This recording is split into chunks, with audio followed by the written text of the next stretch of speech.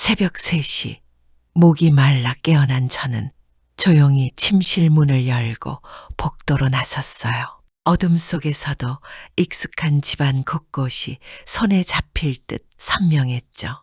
20평 남짓한 이 작은 아파트는 지난 3년간 저희 4식구의 보금자리가 되어주었어요. 부엌으로 향하던 저는 거실에서 희미한 그림자를 발견하고 걸음을 멈췄어요. 달빛이 베란다 창문 사이로 가늘게 스며들어 소파 위 작은 실루엣을 비추고 있었어요. 가까이 다가가니 며느리 희진이가 무릎을 가슴까지 끌어안고 웅크린 채 앉아 있었어요. 희진이의 어깨가 미세하게 떨리고 있었어요. 고개를 푹 숙인 채 조용히, 정말 조용히 흐느끼고 있었죠. 평소 강인해 보이던 그 아이의 이런 모습을 보니 가슴 한편이 저려왔어요. 바람에 꺾인 꽃줄기처럼 연약해 보이는 희진이를 보며 저는 숨을 죽이고 그 자리에 서 있었어요. 희진이가 고개를 들었어요. 달빛에 비친 그 아이의 얼굴은 눈물로 젖어 있었고 평소 또렷하던 눈동자는 흔들리고 있었어요. 저와 눈이 마주치자 희진이는 당황한 듯 얼른 눈물을 닦으려 했지만 이미 늦었어요. 그때 희진이가 떨리는 목소리로 제게 죄송하다고, 자신이 흔들렸다고, 잠깐이지만 다른 남자를 만났다고 고백했어요. 그 한마디가 새벽 고요를 깨뜨리며 제 귓가에 울려 퍼졌어요. 희진이의 목소리는 떨리고 있었고 그 속에는 말할 수 없는 죄책감과 후회가 담겨 있었어요. 그 순간 지난 몇 달간 제가 애써 외면했던 모든 것들이 한꺼번에 무너져 내렸어요. 아파트 정문에서 다른 차에서 내리던 희진이의 환한 웃음, 갑자기 늦어지기 시작한 귀가 시간, 그리고 유독 신경 쓰기 시작한 화장과 옷차림까지 저는 모든 걸 알고 있었지만 모른 척 했던 거였어요. 하지만 그 순간 저에게 중요한 건 며느리를 탓하는 것이 아니었어요. 3년 전 교통사고로 하반신이 마비된 제 아들, 민수와 8살 손주, 지훈이를 홀로 책임져야 하는 이 어린아이가 얼마나 힘들었을지 그 마음을 헤아리는 것이었어요. 저는 박술래, 올해 65살이에요. 충북 청주에서 태어나 서울로 올라와 평생을 살아왔어요. 남편과는 20년 전에 사별했고 그 후로는 혼자서 민수를 키우며 살아왔죠. 3년 전 아들의 사고 이후 희진이와 함께 이 작은 아파트에서 살고 있어요. 이 아파트는 경기도 부천의 한 아파트 단지 7층에 있어요. 낡은 아파트지만 남향이라 햇볕이 잘 들고 주변에 공원이 있어서 지훈이가 뛰어놀기에도 좋아요. 현관을 들어서면 작은 복도가 있고 오른쪽으로 부엌, 왼쪽으로 거실이 이어져요. 안방과 작은 방 2개, 그리고 화장실 하나가 전부인 소박한 집이에요.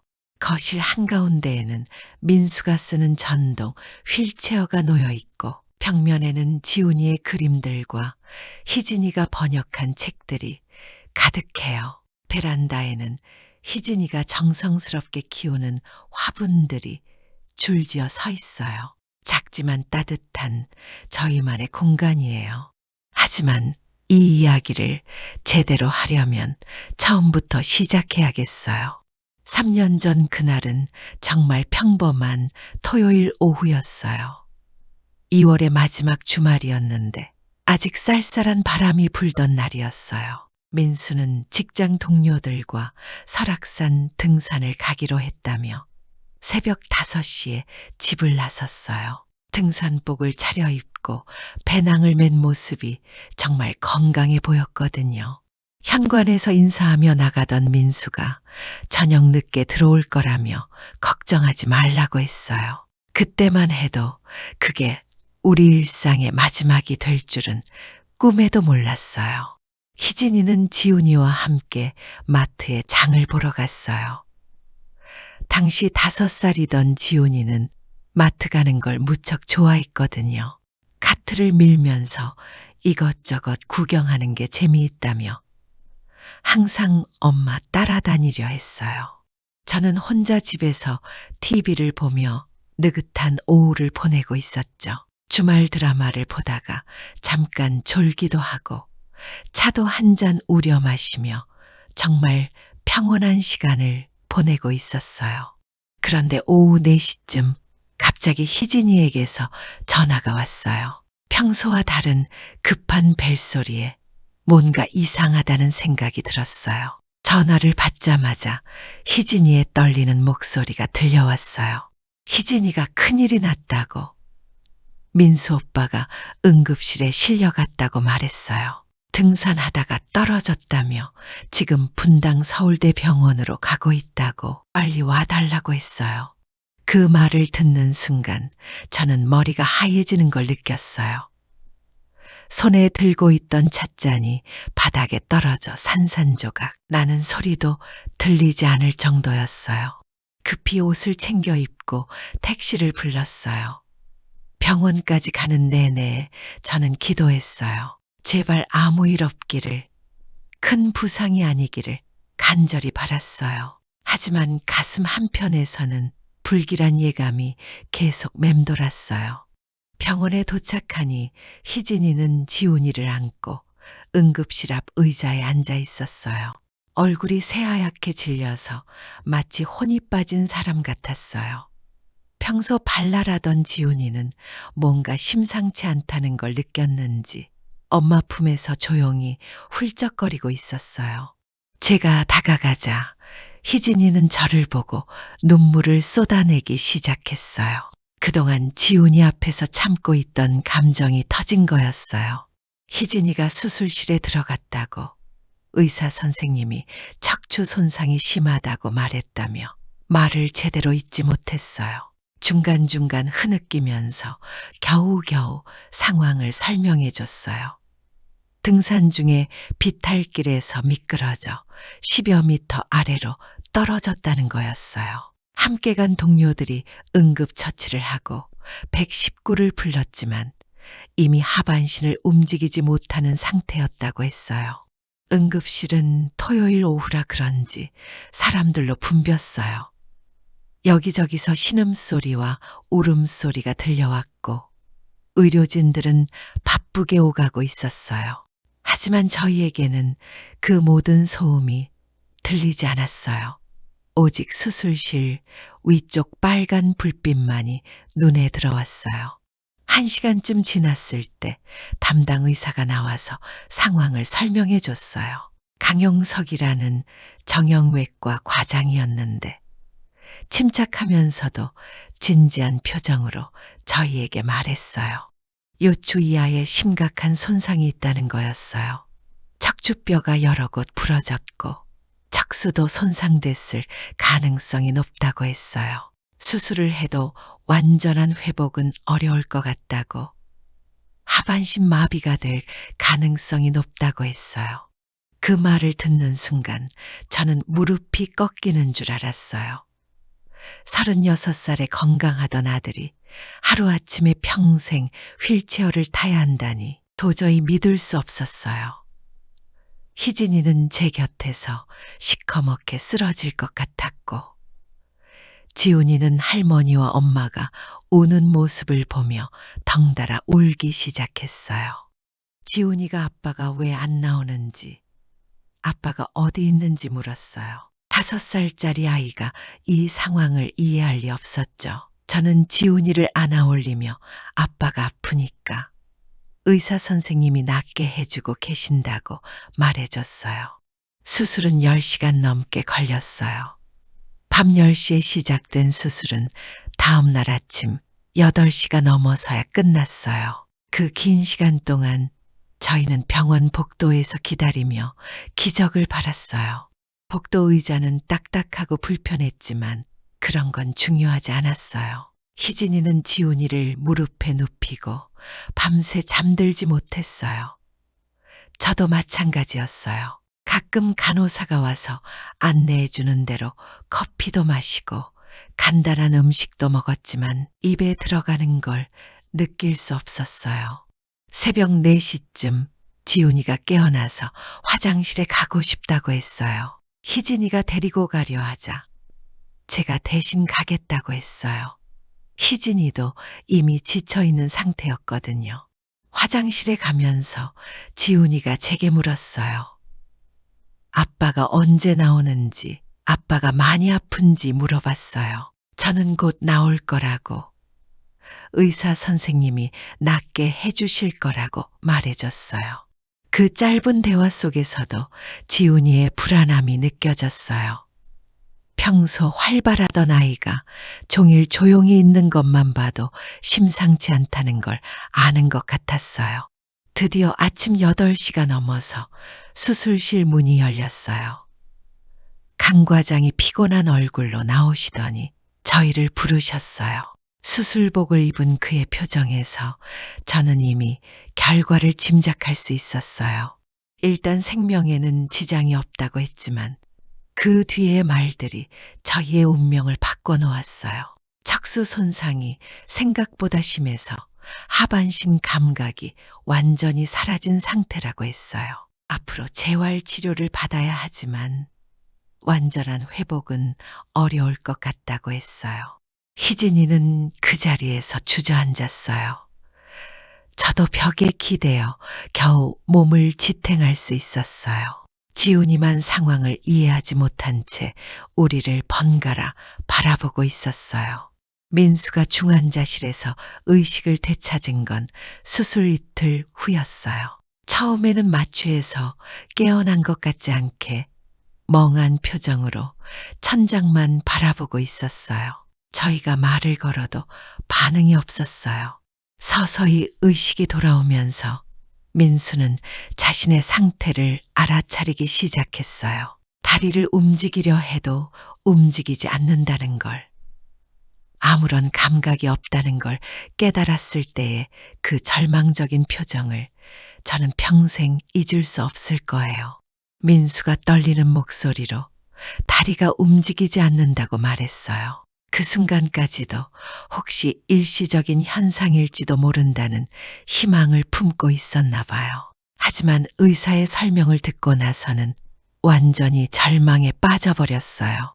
희진이는 민수의 손을 잡고 괜찮다고 함께 이겨내자고 말했어요. 하지만 민수는 고개를 돌리고 천장만 바라볼 뿐이었어요.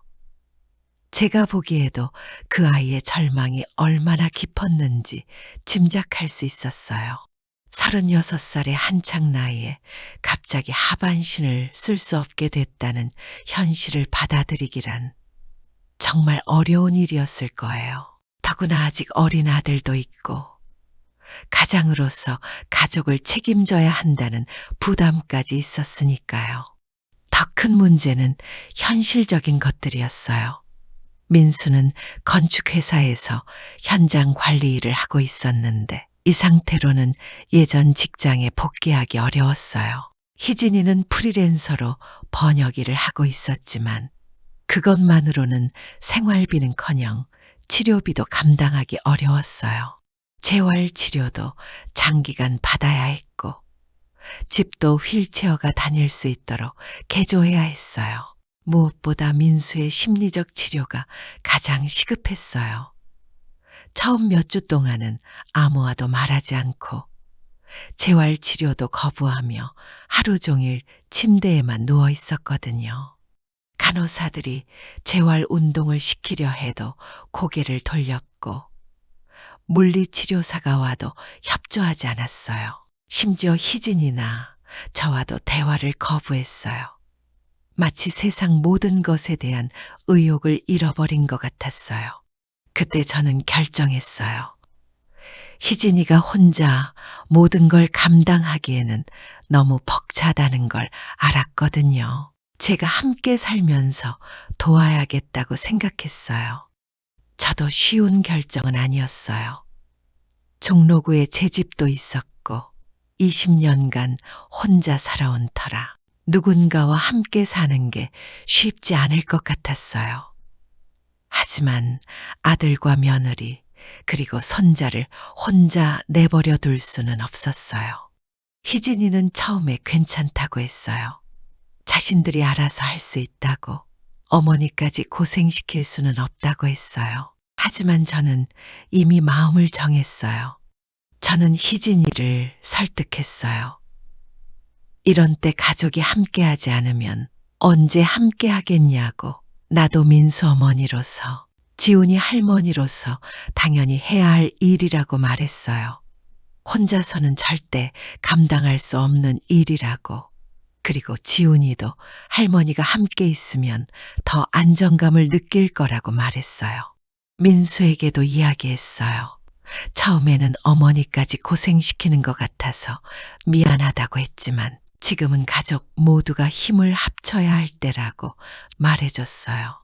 결국 저는 제 집을 정리하고 희진이네 아파트로 이사를 왔어요. 부천의 이 아파트는 제가 살던 종로의 다세대 주택보다는 넓었지만 내 식구가 살기에는 여전히 좁았어요. 다행히 방이 3개라서 저도 쓸 수 있는 공간이 있었어요. 안방은 희진이와 민수가 쓰고 작은 방 하나는 지훈이 방, 그리고 가장 작은 방을 제가 쓰기로 했어요. 제 방은 창문도 작고 볕도 잘 안 들었지만 혼자 쓰기에는 충분했어요. 작은 침대와 옷장, 그리고 책상 하나 정도 들어갈 크기였어요. 처음에는 서로 어색했어요. 특히 희진이는 시어머니와 함께 사는 게 부담스러웠을 거예요. 무엇을 해도 신경이 쓰일 테고 자유롭게 행동하기도 어려웠을 테니까요. 아침에 일어나는 시간부터 시작해서 화장실 사용 순서, 식사 준비, 설거지까지 모든 게 새롭게 조율해야 할 일들이었어요. 희진이는 저에게 눈치를 보였고 저도 며느리에게 부담을 주지 않으려고 조심스러웠어요. 하지만 저는 최대한 희진이에게 부담을 주지 않으려고 노력했어요. 집안일은 제가 할 수 있는 것들을 먼저 하고 희진이의 생활 패턴에 맞춰서 행동하려고 했어요. 무엇보다 간섭하지 않으려고 노력했어요. 예를 들어 희진이가 늦잠을 자는 날에는 조용히 혼자 아침을 준비했고 희진이가 일하는 시간에는 최대한 소음을 내지 않으려고 했어요. 또 희진이만의 공간과 시간을 인정해 주려고 노력했어요. 민수 돌보는 일도 나눠서 했어요. 낮에는 제가 주로 돌보고 희진이는 일을 하거나 지훈이를 돌볼 수 있도록 했어요. 밤에는 희진이가 민수를 돌보고 저는 지훈이와 함께 시간을 보냈어요. 민수의 상태는 정말 심각했어요. 신체적인 상처보다도 정신적인 상처가 더 컸어요. 한창 나이에 갑자기 하반신을 쓸 수 없게 됐다는 현실을 받아들이지 못하고 있었어요. 처음 몇 달간은 재활치료도 제대로 받지 않았어요. 물리치료사가 와서 운동을 시키려 해도 거부했고 상체 근력 운동도 하기 싫어했어요. 하루 종일 침대에 누워서 천장만 바라보거나 휠체어에 앉아서 창밖만 바라봤어요. 가장 힘들었던 건 민수가 가족들과도 대화를 거부한다는 거였어요. 희진이가 말을 걸어도 고개를 돌렸고 제가 뭘 해줘도 반응이 없었어요. 심지어 지훈이가 다가가도 피하려고 했어요. 지훈이는 그때 5살이었는데 아빠의 변화를 이해하기 어려워했어요. 왜 아빠가 다리를 움직이지 못하는지, 왜 휠체어를 타야 하는지, 왜 자신과 놀아주지 않는지 계속 물어봤어요. 지훈이가 아빠가 왜 안 일어나는지, 다리가 왜 안 움직이는지, 언제 나올 건지 물어볼 때마다 저는 마음이 아팠어요. 어떻게 5살 아이에게 아빠가 다시는 걸을 수 없을지도 모른다고 말할 수 있겠어요. 저는 그때마다 곧 나아질 거라고, 의사 선생님이 열심히 치료해주고 계신다고 말해줄 수밖에 없었어요. 희진이는 정말 고생이 많았어요. 민수의 간병과 함께 생계도 책임져야 했어요. 다행히 번역 일은 집에서도 할 수 있어서 시간을 조절할 수 있었지만 그래도 벅찬 건 마찬가지였어요. 하루 종일 민수를 돌보고 지훈이도 챙기고 거기에 일까지 해야 하니까 얼마나 힘들었을까요? 특히 밤이 힘들었어요. 민수가 잠을 잘 못 자는 날이 많았거든요. 통증 때문에 깨기도 하고 우울감 때문에 잠들지 못하기도 했어요. 그럴 때마다 희진이가 곁에서 달래주고 돌봐줘야 했어요. 때로는 새벽까지 잠들지 못하는 날도 있었어요. 그런 희진이를 보면서 저는 정말 고마웠어요. 다른 며느리였다면 이런 상황을 견디기 어려웠을 텐데 희진이는 한 번도 불평하지 않고 묵묵히 제 몫을 해냈어요. 물론 힘들어하는 기색은 역력했어요. 눈 밑에 다크서클이 짙어지고 살도 많이 빠졌어요.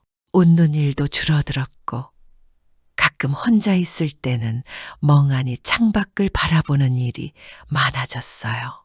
저는 그런 희진이가 안쓰러워서 어떻게든 도와주려고 했어요. 집안일은 최대한 제가 하고 지훈이 돌보는 것도 많이 맡아서 했어요. 희진이가 조금이라도 쉴 수 있는 시간을 만들어주고 싶었어요.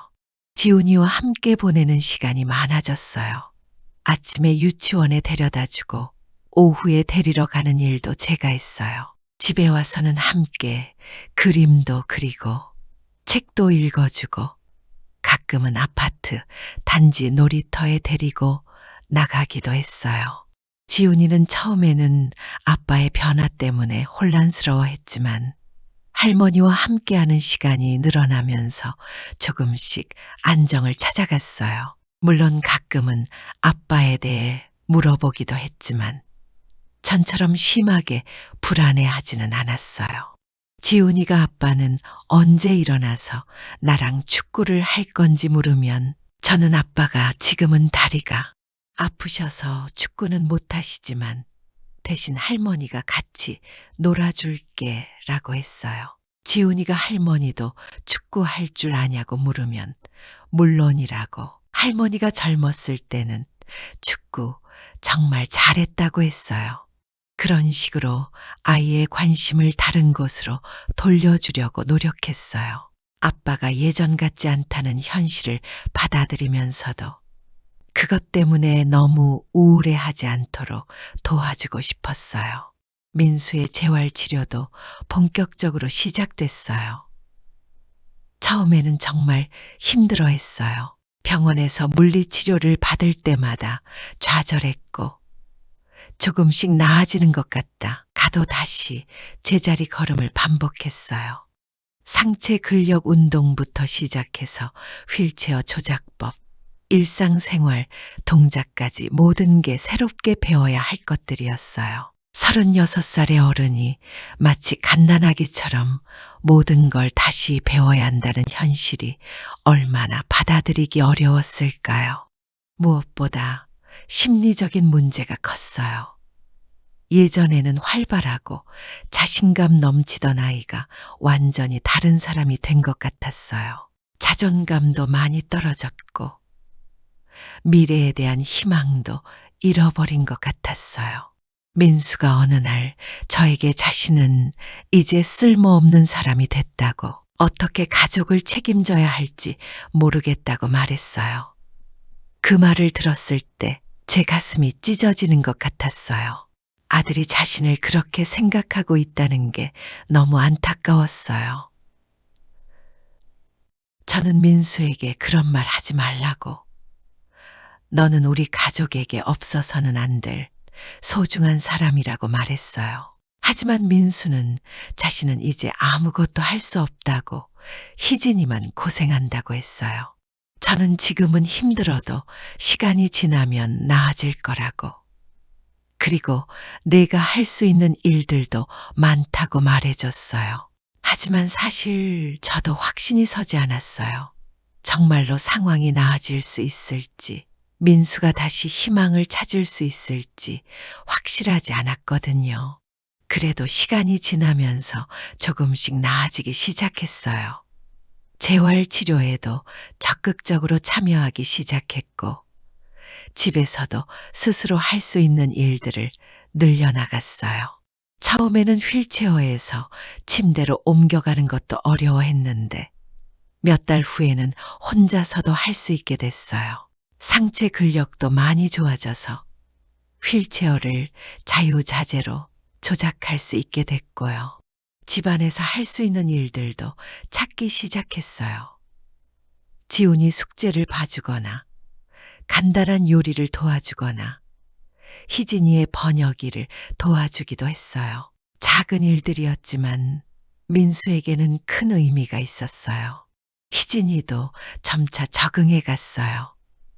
처음에는 모든 게 서툴렀지만 시간이 지나면서 민수를 돌보는 요령도 생기고 집안일과 육아, 간병을 병행하는 나름의 리듬을 찾아갔어요. 특히 희진이는 민수의 심리적인 변화에 민감하게 반응했어요. 민수가 우울해할 때는 조용히 곁에 있어주고 짜증을 낼 때는 이해해 주려고 노력했어요. 때로는 민수보다 더 힘들어 보일 때도 있었지만 절대 표현하지 않았어요. 저희 가족의 일상도 안정을 찾아갔어요. 아침에는 민수의 재활 운동을 도와주고 오전에는 지훈이와 함께 시간을 보내고 오후에는 희진이가 일하는 동안 제가 집안일을 했어요. 저녁에는 모두 함께 식사하며 하루를 마무리했어요. 거실 식탁에 둘러앉아 저녁을 먹는 시간이 하루 중 가장 소중한 시간이었어요. 민수는 휠체어에 앉아 있고 희진이와 저는 의자에 앉고 지훈이는 아동용 의자에 앉아서 함께 식사했어요. 처음에는 어색했지만 시간이 지나면서 자연스러워졌어요. 지훈이가 유치원에서 있었던 재미있는 일들을 이야기하고 희진이는 번역일에서 만난 흥미로운 내용들을 들려줬어요. 민수도 조금씩 대화에 참여하기 시작했어요. 지훈이도 새로운 환경에 적응했어요. 할머니가 함께 살게 되면서 오히려 더 많은 관심과 사랑을 받게 됐어요. 아빠의 상태도 차츰 이해하기 시작했고, 때로는 아빠를 도와주려고 노력하는 모습도 보였어요. 지훈이가 아빠에게 물을 가져다 줄까 하고 리모컨을 건네주는 모습을 볼 때마다 가슴이 뭉클했어요. 5살 아이가 아빠의 상황을 나름대로 이해하고 도와주려고 하는 모습이 기특하기도 하고 안쓰럽기도 했어요. 그렇게 1년쯤 지났을 때 저희는 나름의 안정된 생활 패턴을 찾았어요. 물론 여전히 어려움은 많았지만 처음보다는 훨씬 나아졌어요. 민수도 많이 달라졌어요. 재활치료 덕분에 상체 힘도 늘어났고 휠체어도 능숙하게 다룰 수 있게 됐어요. 무엇보다 마음의 상처가 조금씩 아물어가는 것 같았어요. 간단한 재택근무도 시작했어요. 예전 회사에서 할 수 있는 설계 업무나 도면, 검토 같은 일들을 집에서 하게 됐어요. 월급은 예전만 못했지만 그래도 경제적으로 조금이나마 도움이 됐어요. 희진이도 예전보다 여유가 생겼어요. 저와 함께 살면서 부담이 줄어들었고 일과 육아, 간병을 균형 있게 해낼 수 있게 됐어요. 하지만 그때도 저는 희진이가 완전히 행복해 보이지는 않는다는 걸 느꼈어요. 물론 겉으로는 잘 지내는 것 같았지만 가끔 보이는 표정에서 깊은 피로감과 우울함이 느껴졌어요. 특히 밤에 혼자 있을 때가 그랬어요. 민수와 지훈이가 잠든 후 거실에 홀로 앉아있는 희진이를 종종 봤는데 그때의 표정이 너무 쓸쓸해 보였어요. 가끔 베란다에 나가서 밤하늘을 바라보는 희진이를 봤을 때도 있었어요. 어깨가 축 처져 있고 깊은 한숨을 쉬는 모습에서 깊은 외로움이 느껴졌어요. 저는 그런 희진이와 더 많은 대화를 나누려고 노력했어요. 하지만 희진이는 항상 괜찮다고 했어요. 힘들지 않다고, 모든 게 잘 되고 있다고 했어요. 희진이가 괜찮다고 하면서도 저는 그 아이가 진심으로 괜찮다고 생각하지는 않았어요. 분명히 무언가 부족함을 느끼고 있었어요. 아마도 자신만의 시간이나 공간 또는 꿈이나 희망 같은 것들을 잃어버린 것 같았어요. 29살의 젊은 여성이 자신의 모든 것을 포기하고 가족만을 위해 살아가야 한다는 게 얼마나 힘든 일일까요? 물론 어쩔 수 없는 상황이었지만 그래도 희진이 입장에서는 정말 많은 것을 포기해야 했을 거예요. 그런 희진이를 보면서 저는 미안했어요. 물론 어쩔 수 없는 상황이었지만 그래도 젊은 여성이 자신의 모든 것을 포기하고 가족만을 위해 살아가야 한다는 게 안쓰러웠어요. 그러던 중 일이 벌어졌어요. 2년째 되던 어느 봄날, 저는 쓰레기를 버리러 아파트 정문으로 나갔어요. 평소보다 조금 늦은 시간이었는데 오후 6시쯤이었어요. 마침 희진이가 번역일을 마치고 돌아올 시간이었어요. 아파트 정문 앞에는 여러 대의 차들이 주차되어 있었고 주민들이 오가는 평범한 저녁 풍경이었어요. 저는 분리수거함에 쓰레기를 버리고 돌아가려던 참이었어요. 그런데 정문 앞에서 승용차 한 대가 서더니 희진이가 내리는 걸 봤어요. 처음에는 평소와 다를 바 없다고 생각했는데 자세히 보니 이상했어요. 희진이가 타고 온 차는 택시가 아니라 개인 승용차였어요.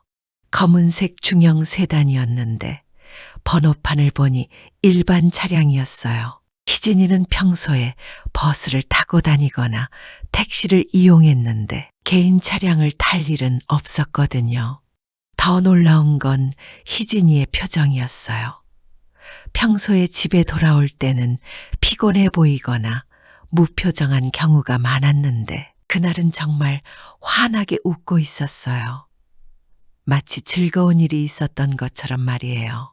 차에서 내리면서 희진이는 운전자에게 손을 흔들며 인사했어요. 저는 누군지 보려고 했지만 차창이 선팅되어 있어서 잘 보이지 않았어요. 다만 남성인 것 같다는 느낌은 들었어요.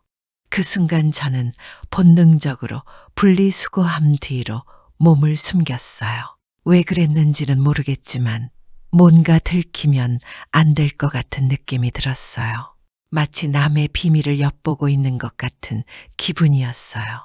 차가 떠난 후 희진이는 아파트 안으로 들어갔어요.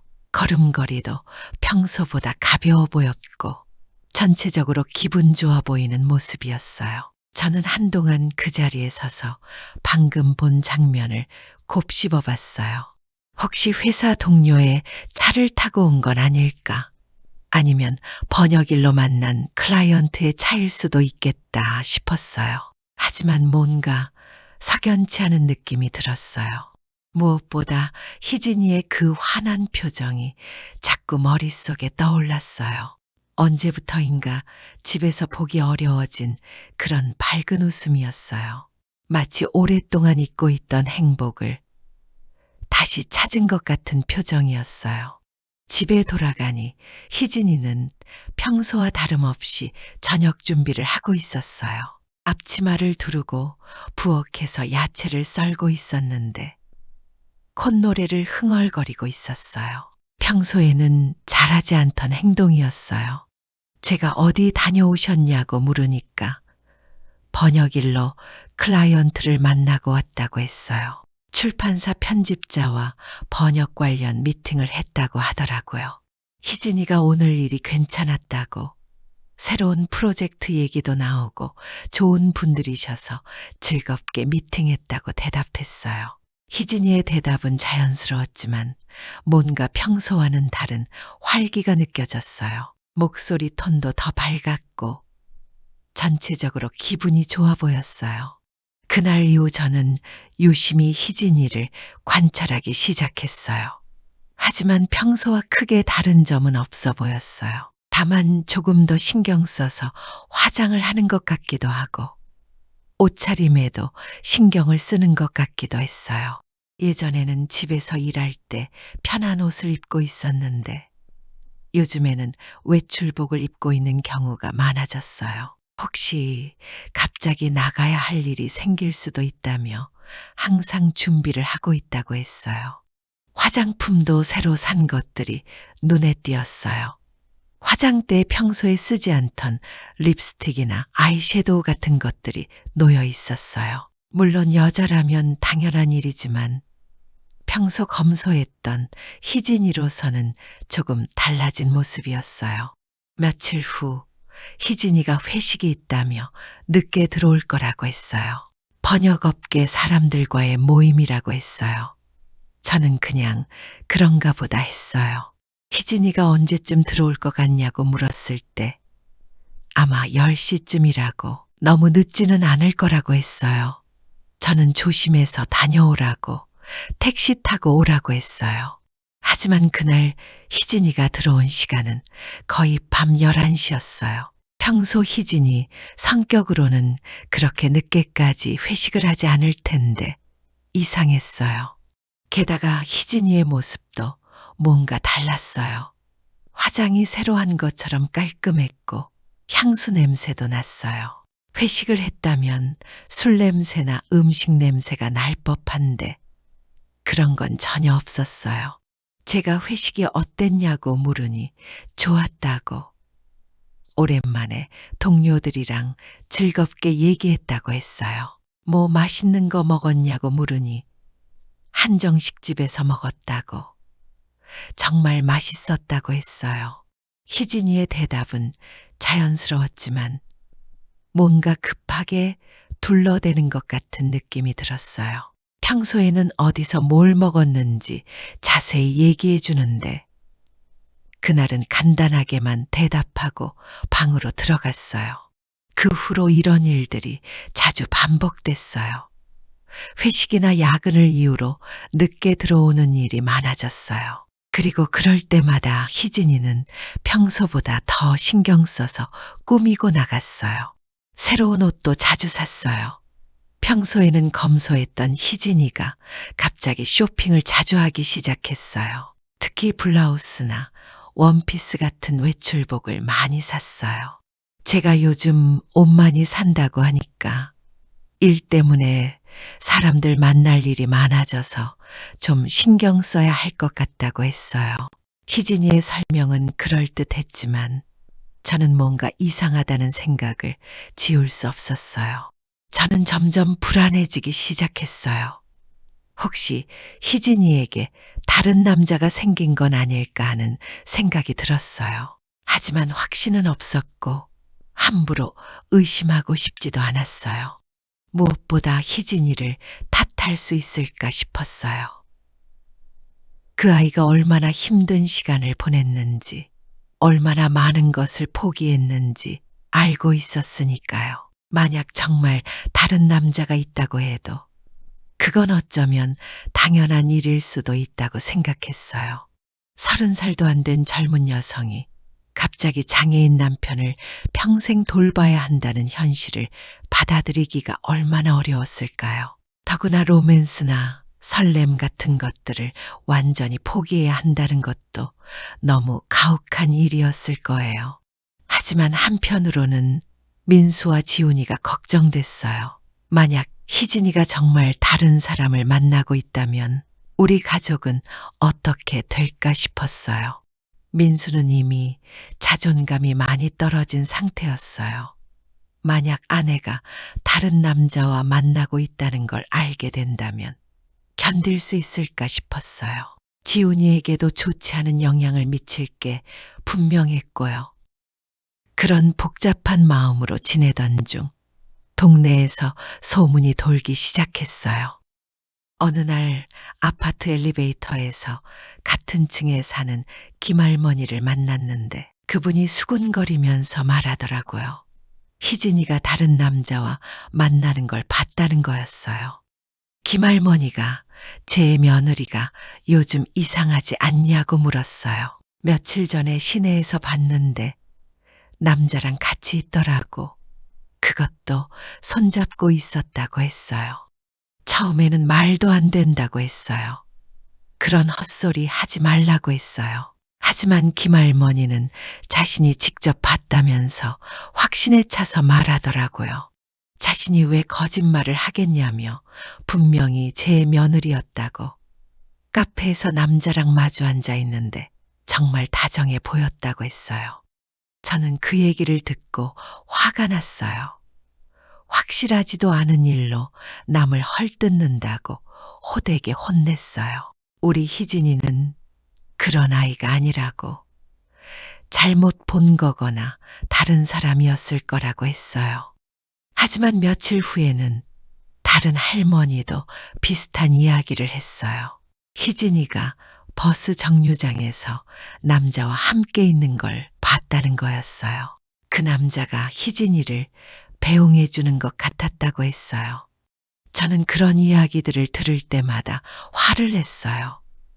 확실하지도 않은 일로 남을 헐뜯는다고 호되게 혼냈어요. 쓸데없는 소문 퍼뜨리지 말라고.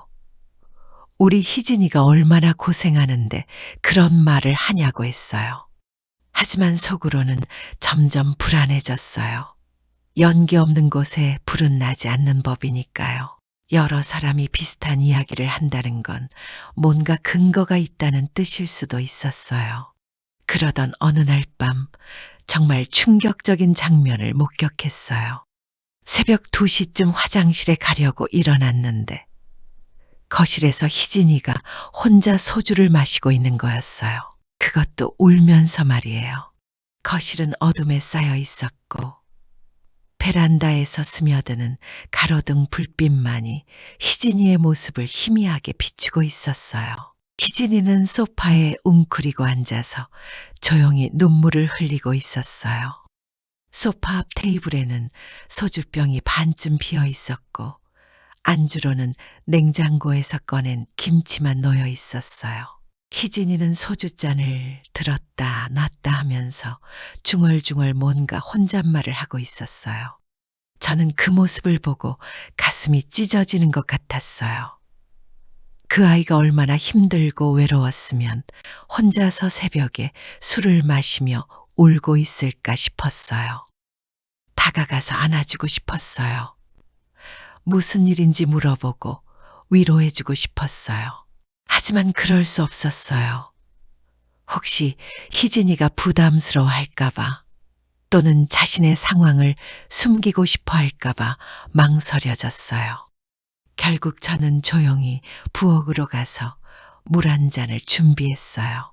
유리잔에 차가운 물을 따라서 희진이 앞 테이블에 조용히 놓아두고 돌아왔어요. 희진이는 제가 있다는 걸 알았지만 아무 말도 하지 않았어요.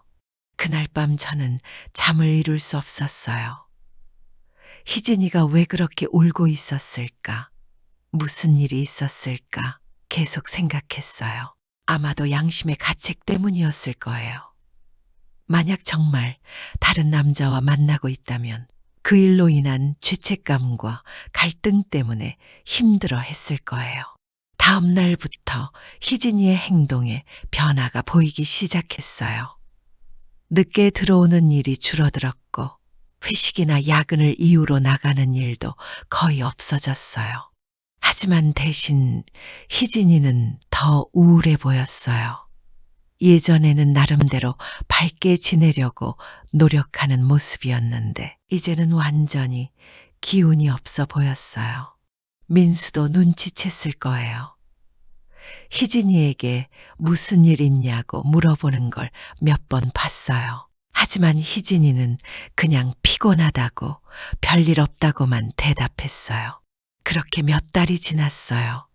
희진이는 예전처럼 집에만 있으면서 민수를 돌보고 지훈이를 챙겼어요. 밖으로 나가는 일도 거의 없었고 화장이나 옷차림에도 신경을 쓰지 않았어요. 하지만 저는 그런 희진이가 더 걱정스러웠어요. 마치 무언가를 억지로 참고 있는 것 같았거든요. 웃을 때도 진짜 웃음이 아닌 것 같았고, 말을 할 때도 어딘가 어색했어요. 특히 민수와 있을 때가 그랬어요. 예전에는 자연스럽게 대화하고 농담도 주고받았는데, 이제는 뭔가 어색한 기류가 흘렀어요. 희진이가 민수를 대하는 태도에서 미묘한 죄책감 같은 게 느껴졌어요. 저는 그런 희진이를 보면서 정말 안타까웠어요. 그 아이가 뭔가 큰 고민을 하고 있다는 건 분명했는데 저에게는 털어놓지 못하고 혼자 끙끙 앓고 있는 것 같았어요. 그런데 어느 날 밤 드디어 모든 게 드러났어요.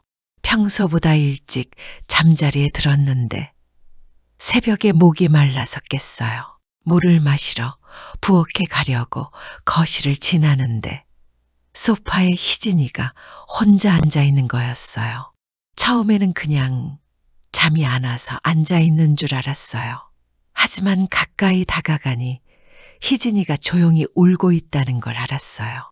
저는 잠시 망설였어요. 모른 척하고 지나갈까 아니면 다가가서 물어볼까 고민했어요. 하지만 결국 마음이 이끄는 대로 희진이 곁에 앉았어요.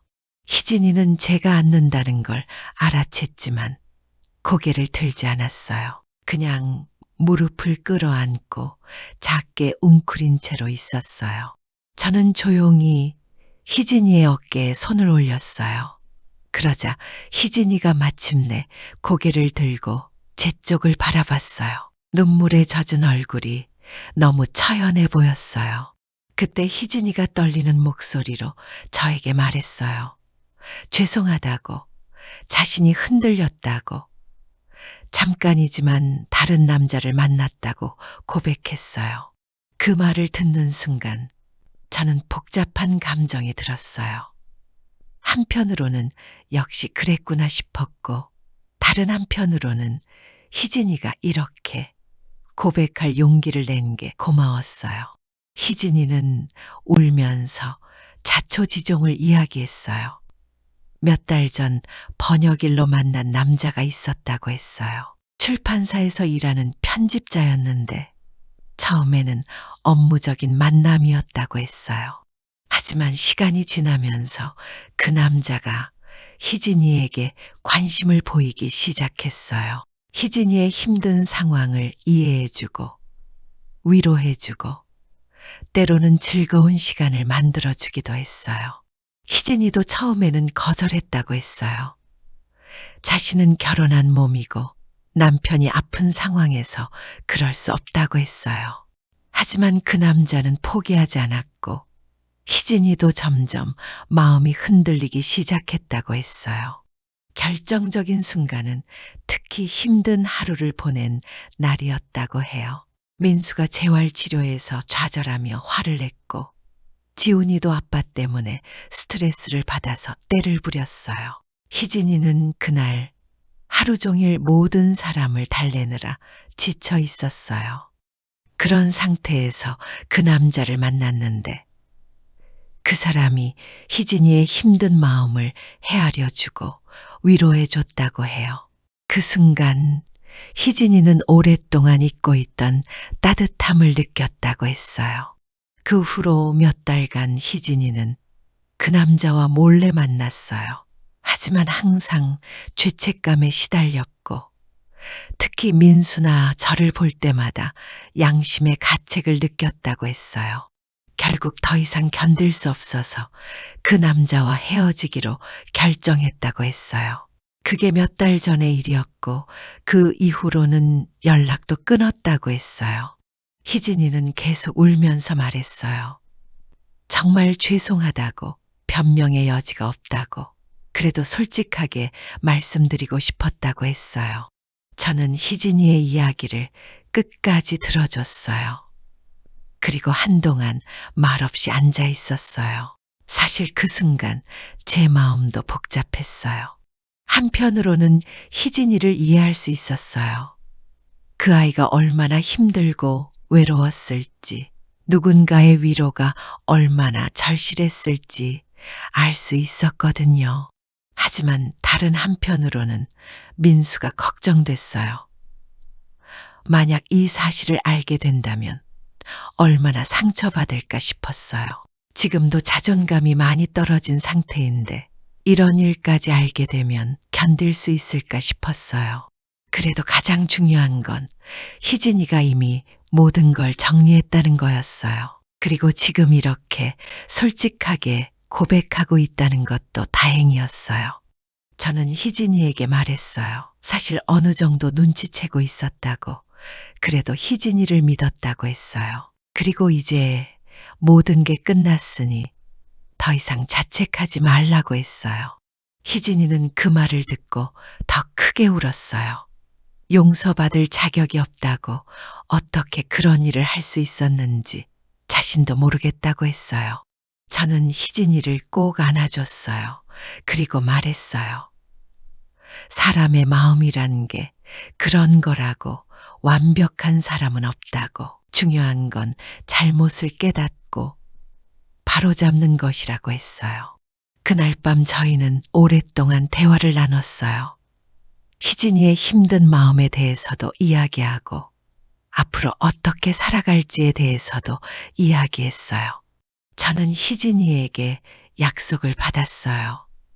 앞으로는 힘든 일이 있으면 혼자 끙끙 앓지 말고 저에게 이야기하라고, 그리고 다시는 이런 일이 없도록 조심하라고 했어요. 희진이도 약속했어요. 정말 죄송하다고, 앞으로는 가족만 생각하고 살겠다고, 민수와 지훈이에게 더 잘하겠다고 했어요. 그리고 저는 한 가지 더 약속했어요. 이 일은 민수에게 말하지 않겠다고, 둘만 알고 있는 비밀로 하자고 했어요. 민수가 알게 되면 상처받을 게 뻔하니까 그럴 필요는 없다고 생각했어요.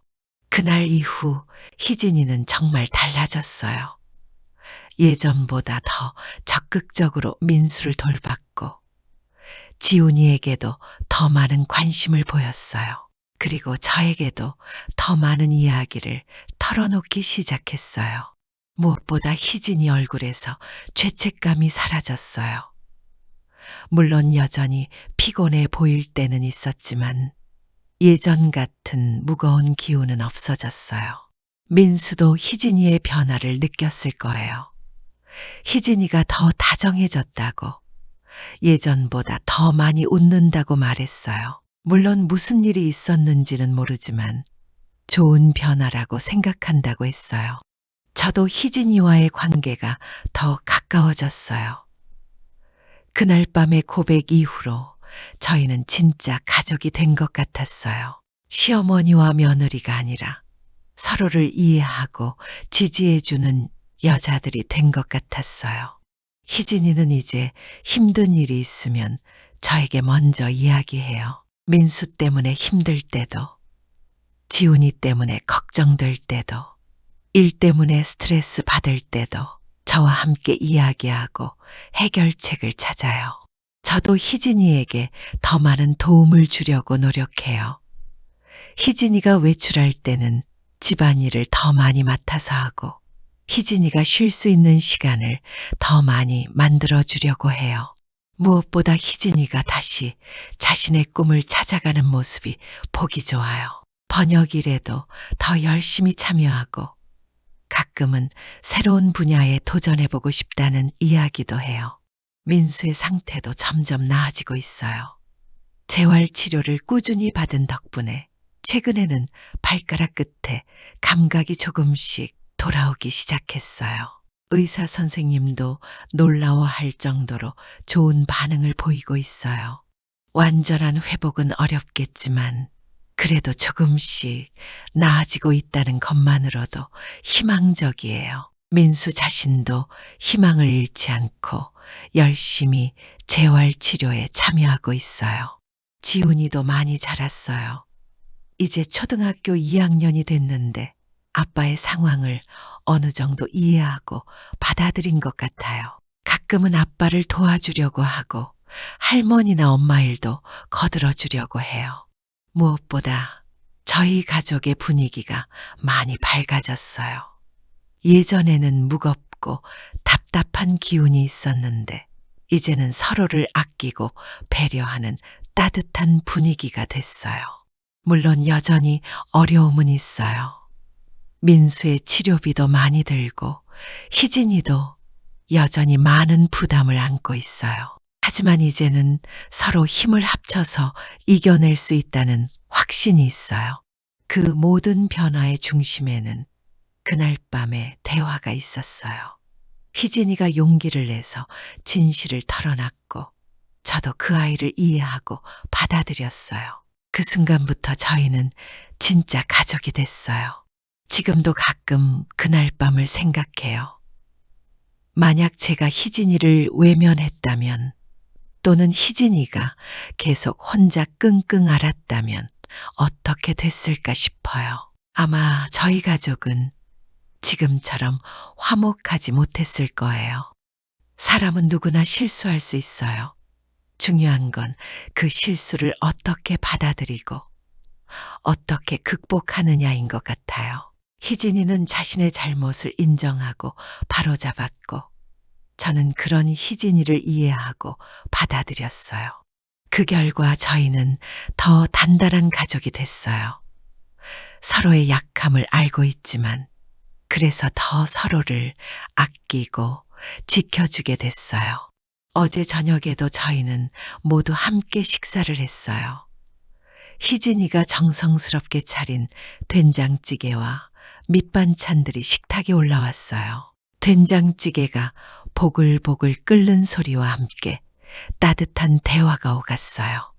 민수는 오늘 재활치료에서 있었던 일을 이야기했고 지훈이는 학교에서 있었던 재미있는 일들을 들려줬어요. 희진이는 새로 맡게 된 번역 프로젝트에 대해 이야기했고 저는 동네에서 들은 소소한 이야기들을 해줬어요. 평범한 일상 같지만 저희에게는 정말 소중한 시간이에요. 각자의 자리에서 각자의 역할을 하면서도 서로를 아끼고 지지해주는 시간이니까요. 식사를 마치고 설거지를 할 때도 희진이와 함께 이런저런 이야기를 나눴어요. 지훈이 학교 일부터 시작해서 민수의 재활치료, 그리고 희진이의 일까지 다양한 주제로 대화했어요.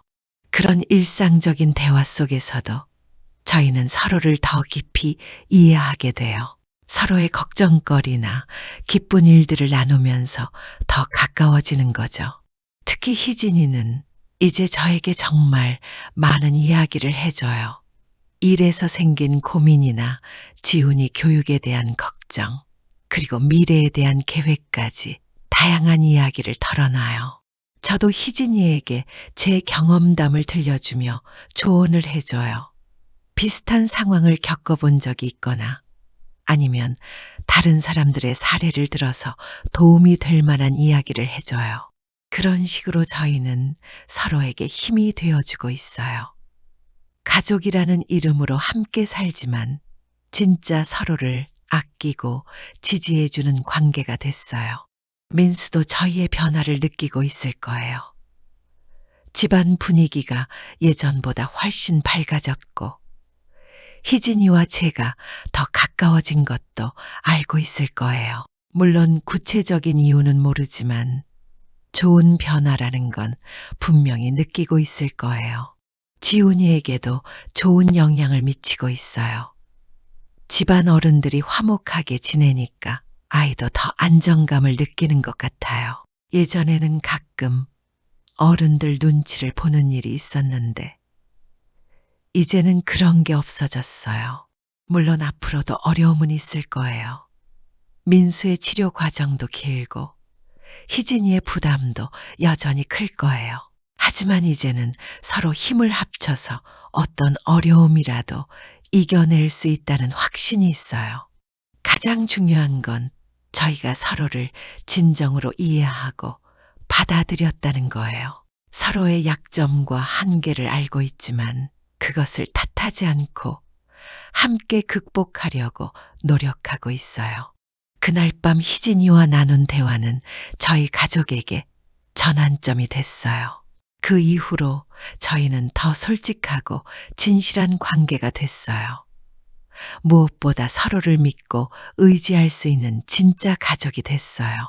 오늘도 저녁이 되면 저희는 모두 함께 식탁에 앉을 거예요. 된장찌개가 보글보글 끓는 소리와 함께 따뜻한 대화를 나눌 거예요. 평범한 일상이지만 저희에게는 가장 소중한 시간이에요.